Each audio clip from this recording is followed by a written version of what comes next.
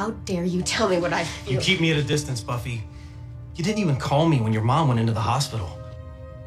I'm sorry. You know, I'm sorry that I couldn't take care of you when I thought that my mother was dying. It's about me taking care of you. Buffy is so toxic. How come Riley couldn't be that man? Riley was such a good, country, kind-hearted boy. I find Riley to be the guy, the ideal guy that mamas would be like, yo, my daughter needs to be with him. But no, not for Buffy. She gets him, and then after a while, he became her boy toy.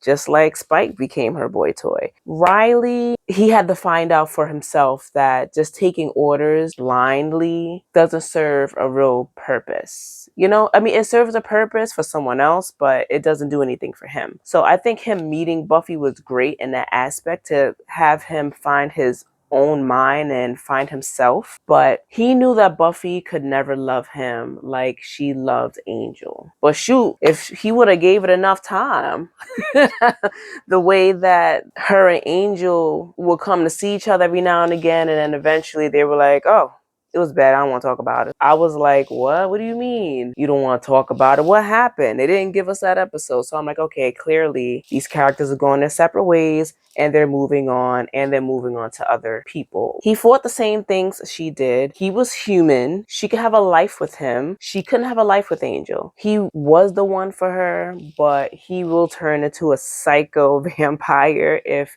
he gets any ounce of happiness. And I mean the happiness between two people when they become one. Just trying to be clean about it. Angel can't be out in the daylight. Not in direct sunlight anyway, because he will burn. And it just seemed like the universe didn't want them together. And he really cared about her, and he supported her, and he listened to everything that she had to say and took it into consideration. But Buffy she was going through some stress, and Buffy was just forcing him out of her life in a sense of not keeping him included. Like, isn't he your significant other?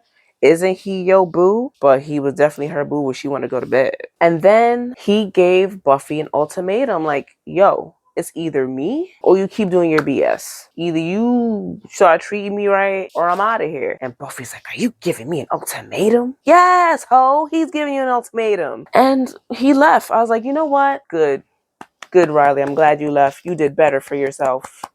So then the rebound after Riley, because Riley was already a rebound after Angel, Spike's become a rebound. And too bad Spike didn't get out of there when he could, like Riley did, because Riley could have been a damn nut too. But Spike, he just endured it all to be with her. I feel as though Spike could have done so much better for himself. He was with Drusilla, who was a complete psycho.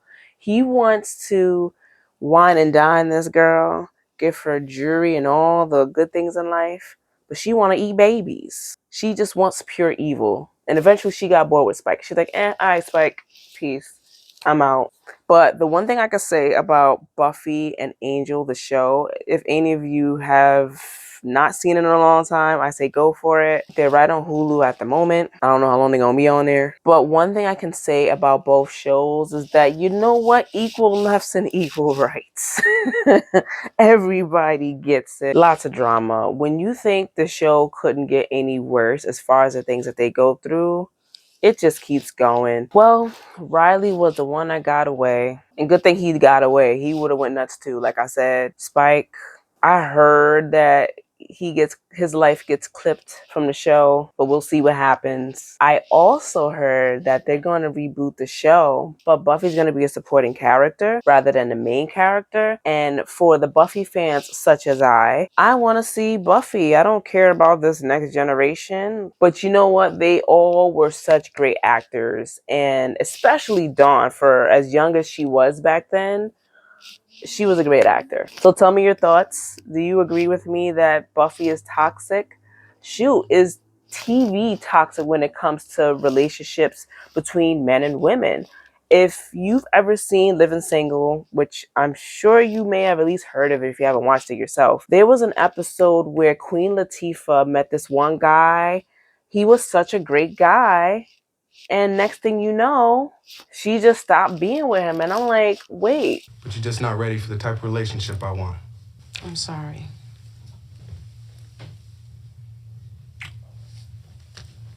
Me too.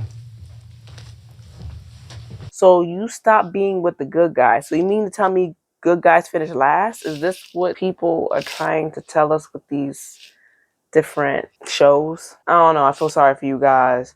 Don't be a Spike.